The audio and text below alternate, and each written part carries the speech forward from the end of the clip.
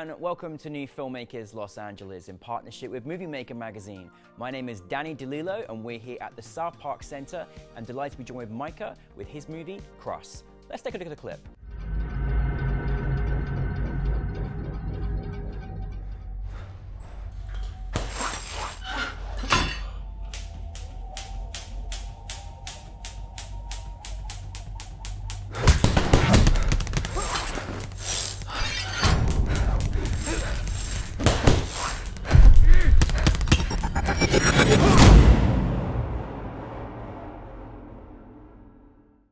Micah, thank you so much for bringing Cross to us. We're very grateful to have you as a New Filmmakers alumni now.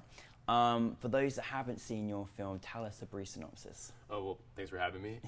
So Cross is a story that takes place in a boxing gym where we follow the separate routines of a boxer and a janitor whose lives appear to be very different at first, until eventually their paths collide and they realize that they had more in common than they thought. It's so funny when you're watching a film and you're constantly trying to work out what the situation is, and you really kept us right the way through to the end, as short as it was, and I thought it was a really fascinating story that I wanted more of. When did you get the inspiration to make a film like this? It really came from my own kind of reflections on the concept of time during COVID, and I realized that when we have anxiety about time, it's really because we're very focused on the past or the future. Yeah. So for example, as a filmmaker, when I'm getting ready for a project, I tend to be, hyper focused on the future and preparing for it, training for it, doing everything I can to get ready for what's coming. Yeah. And then on the flip side of that, the older I've gotten, I've become much more aware of the opposite feeling where your focus tends to go to the past and you kind of struggle with this sense of time passing you by, and maybe you've missed your shot at certain things, and you start obsessing about things that have already happened and wondering how you could have done them differently or better. So both of those ideas of being either hyper focused on the future or the past were very interesting to me because they're both obsessions with time. They're just focused at different ends of the spectrum of it. Yeah. So for this project, I really wanted to come up with two characters that embodied both of those ideas, and then put them together on screen to see what would happen. I'm so glad you explained the context of that, because I'm sitting thinking, this is like a therapy session, this is beautiful, because it's true, things do change and how we think, and we need to be more present in how we are and who we are, and I thought it came across, really, really well on camera, and I love that we didn't even need vocal, it was just, we could see the action, it was all there. Where did you kind of, again, making this during these COVID times as well, like come up with location, find the actors, how was that process for you? So David, who played the boxer, is someone I've known for 10 years. We've shot a lot of stuff going back to, when I was in film school. Super great guy, very hardworking, just easy to be around, and very proactive. So I, asked him to do it, and he's, was nice enough to say yes. But then not only that, but he also trained on his own for 3 months. Wow. Until we shot. Yeah, and he just showed up in phenomenal shape and absolutely knocked it out of the park. And when you're directing someone like that, it's very easy. You just kind of, point them in the direction you want to go and then get out of the way so they can take you there. Yeah. And then the actor who played the janitor, his name is Buddy. This was our first project together. Given the circumstances of COVID, we had to do the entire audition process online. So we actually only met once before the actual shoot, and we were really investing a lot of trust into each other, which I really appreciated. And honestly, I couldn't have cast a better person. Like he's a pro, he's worked a lot, very seasoned actor, and he just has this really awesome kind of calming, definitely quality to him, which is just awesome to have on set. Directing him was interesting because I knew that there had to be this contrast between the boxer and the janitor as much as possible, just to make that gap as wide as I could. And whereas the boxer's very, physically expressive, I needed the janitor to be much more muted. And it was interesting because his performance had to be readable for camera, but it also had to be subtle at the same time. Yeah. So it was a dance of trying to find that balance. But, when we got it, we got it. And I think one of my favorite shots in the whole thing was when the janitor's cleaning the bag after the boxer's used it. And you can tell he wants to hit it, but he can't bring himself to. And it was that moment where I was like, okay, I think we found it, and that was really the heart of the film for me. No, definitely, I love that part too as well. You set the mood up really good. I thought the mood of the film, the way that it was shot, was really great to watch as well. It just felt like I was about to get involved in this feature film. I was disappointed when it sort of stopped. What was kind of the biggest challenge you had in making this particular film?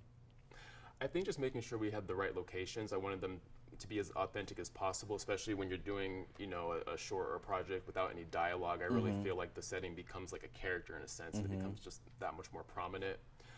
So I started location scouting before I even finished the script, because I really wanted there to be like this genuine marriage between, you know, what the location had to offer, and then have that, you know, really genuinely motivate the action that we were seeing. So I found the gym pretty early on, and it really influenced a lot, and it had a lot of great things that we took advantage of, like all that equipment and you know, full-size boxing ring. Yeah. The only thing it didn't have was a locker room, which was essential to have the ending I wanted. Yeah. So finding that took quite a bit longer. But when we did, it couldn't have been more perfect. It had this great, really kind of claustrophobic vibe, but it was still big enough for us to get our camera in there and get the shots that we needed. Tonally, it matched the gym, and then also it had these great, beautiful windows that you don't typically see in locker rooms for obvious reasons, but it was great for lighting and motivating it, and really creating this really kind of like contrasty, moody tone that I was really going for. And I just really have to give credit to my cinematographer Edward Tran for what he was able to accomplish with very moderate resources. And yeah, him and his crew were just the unsung heroes of a project like this. So I'm very happy with the look that we got. No, you really nailed it. When you're making a film about, you know, boxing, fighting, combat, etc., like, do you know when you're writing it that how you want it to be orchestrated, or how is that process? And because obviously he was doing things by himself, so how is that process for you in deciding what moves to do? Was that something you thought about before going into it, or something that was kind of improvised during? That was really where the trust came in, and I really approached my actors and my department heads as truly as collaborators. I knew that David, the actor, that he had a background in jiu-jitsu. He's like a blue belt, and he's had a lot of, you know, like a lot of striking training and things like that. So I really kind of, again, just told him where I wanted to go, and just trusted that he would get me there. And I definitely feel like he did. Yeah, no, he definitely did.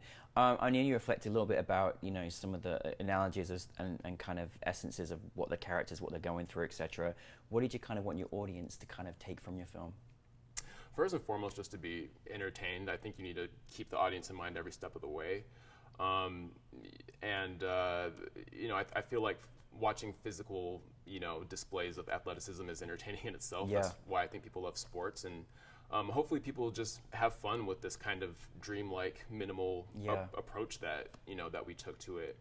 And then beyond that, hopefully, I just hope people who see the film find it relatable somehow, either in one character or the other, or both. I genuinely believe that people go to see films because they want to see themselves reflected in the story or the character somehow. Yeah. And so I feel like if people see this and they relate to it in any way, or it makes them reflect on their own lives, then you know, I consider that mission accomplished. Yeah, definitely. I won't going to give it away, but I love the ending, how it was portrayed. It was really, really effective, and I felt chills. And I definitely went to the gym afterwards because I was like, got to get back in there now. I've inspired, you know. Yeah, so me too. What is next for you? So I'm currently working on an animated short that has to do with global warming and time travel. So the exploration of time will continue into that strange world, which I'm super excited about. And then I'm also writing a feature script based on the life of Frederick Douglass, who was an African-American slave that famously taught himself to read, and then use that information to escape to freedom. Oh, fantastic, fantastic. Well, in your career thus far, in the 10 or so years you've been here, is there any piece of advice that you could share to other filmmakers that you've kind of learned in your filmmaking journey thus far? Sure, just the same advice that I give myself before I go into any project, which is if there's a film that you want to make, then make it. But before you do, really do everything you can to stack the deck in your favor before you go into production. And by that, I mean, you know, try to create a project that plays to your strengths, that takes advantage of the resources that you know you have available, really refine your script and really identify the things that you need to have, and be prepared to let go of the things that you don't need, you know, for budget and time and all those reasons. And just try to answer as many questions in pre-production as you possibly can. And once you've done that, go for it and give it everything you got. Thank you very much. Thank you. That was perfect. I really appreciate that. It was great advice. Hope you take it up. But thank you to Micah, and thank you for Cross, everybody. Thank you very much. Thank you.